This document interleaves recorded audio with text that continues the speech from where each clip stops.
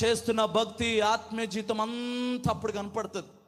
మనం ఏ విధంగా ఉన్నామో, ఏ విధంగా నడుచుకుంటున్నామో ఆయన తీర్పు తీర్చే గడియ అతి సమీపంలో ఉన్నది.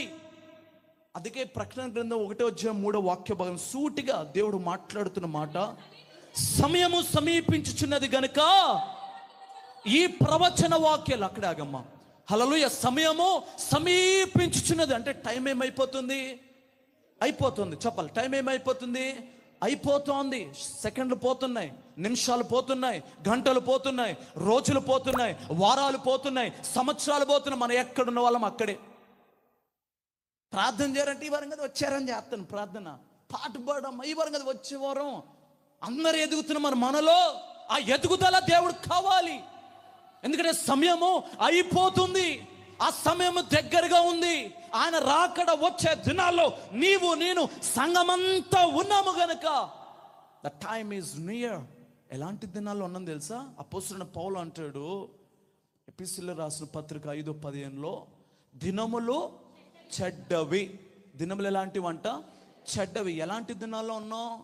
చెడ్డ దినాలు ఇవి, కడవరి దినాలు ఇవి, వాయవరసలేని దినాలు ఇవి, పాపపు దినాల్లో ఉంటున్న మొగోళ్ళు ఆడోళ్ళలాగా జీవిస్తున్న చెడ్డ దినాల్లో జీవిస్తున్నాం. ఈ చెడ్డ దినాల్లో, కడవరి దినాల్లో జీవిస్తున్న నీవు నేను ఏం చేయాలా? మన ఆత్మీయ జీవితాన్ని కాపాడుకోవాలి. బంగారాన్ని కాదమ్మా, ఇక మా ఆయన గారు కొన్నారు. హల్లెలూయా. బాగుంది, ఎంత బాగుంది. వీళ్ళు వేసుకోవడానికి కాదు కొన్నది, అందరూ చూపించడానికే. స్తోత్రం కలుగునుగాక. ఎంత చక్కగా దాచుకుంటారో. హల్లెలూయా. మనం ప్రార్థన చేయటానికి వెళ్తే ఒక కుటుంబానికి పాస్టర్ గారు ఆగండి వెళ్ళొద్దు అన్నారు. సరే రేపు కానికెత్తారు, ఆగండి పాస్టర్ గారు ఆగండి. డ్రమ్ము తీసాడండి, డ్రమ్ము నిండా వాటరే. హల్లెలూయా.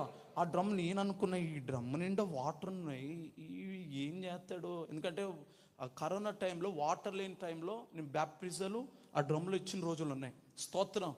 ఈ వ్యక్తి కూడా మారు మనసు వచ్చి ఉంటుంది, దీంట్లో ముంచమంటాడేమో అని నేను అనుకుంటున్నా. స్తోత్రం కలుగును గాక.